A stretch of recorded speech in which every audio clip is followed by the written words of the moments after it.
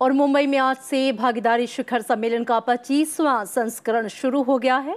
उपराष्ट्रपति एम वेंकैया नायडू ने सम्मेलन का उद्घाटन किया। इस मौके पर उन्होंने कहा कि न्यू इंडिया की संकल्पना को साकार करने के लिए भारत में डेवलपमेंट, रिफॉर्म, पीस, ट्रांसफॉर्म पर ध्यान दिया जा रहा है। उपराष्ट्रपति ने कहा कि भारत तेजी से आर्थिक महाशक्ति बनने की ओर अग्रसर है। वैश्विक अर्थव्यवस्था में भारत का उज्जवल स्थान है और विदेशी निवेशकों के लिए भारत में मुहैया कराई जा रही सुविधाओं का फायदा उठाने का ये सही समय है। उपराष्ट्रपति एम वेंकैया नायडू ने शनिवार को भागीदारी शिखर सम्मेलन के उद्घाटन सत्र में ये बात कही। उन्होंने कहा कि सरकार और उद्योग जगत को मिलकर शहरी और ग्रामीण इलाकों के बीच के अंतर को खत्म करने पर जोर देना चाहिए। In the wake of various initiatives and reforms taken by the government in the past few years, India has become one of the favorite destinations for investment in the world.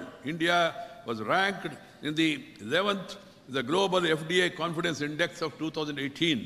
The annual FDI inflows into country are expected to rise to $75 billion over the next 5 years, according to a report by UBS. In fact, this is the right time for foreign investors to tap the huge potential offered by India.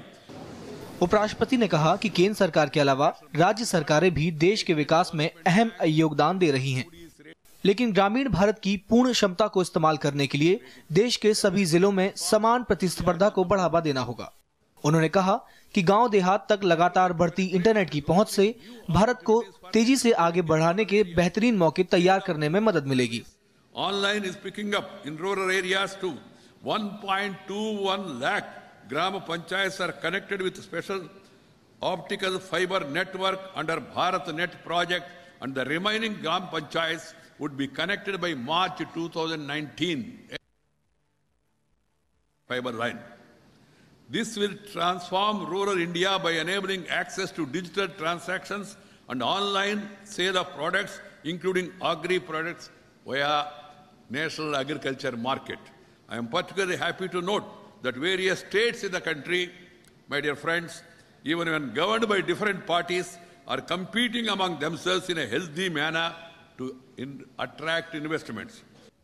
शिखर सम्मेलन का आयोजन वाणिज्य और उद्योग मंत्रालय की औद्योगिक नीति और संवर्धन विभाग ने महाराष्ट्र सरकार और भारतीय उद्योग परिसंघ के साथ मिलकर किया है। सम्मेलन को केंद्रीय मंत्री सुरेश प्रभु ने भी संबोधित किया। उन्होंने न्यू इंडिया की संकल्पना के लिए WTO के सहयोग से सभी देशों की ट्रेड ग्रोथ को बढ़ाने की जरूरत बताई। We want to make sure that India becomes a friend of almost all countries of the world to ensure that we also offer a platform which will be beneficial to our partners as well as to us. And at the time when we are working towards a $5 billion economy, with a detailed plan already worked out, but also towards a $10 billion economy before 2035. 2 दिवसीय भागीदारी शिखर सम्मेलन में भारत को नए वैश्विक आर्थिक परिवेश में दर्शाया जा रहा है।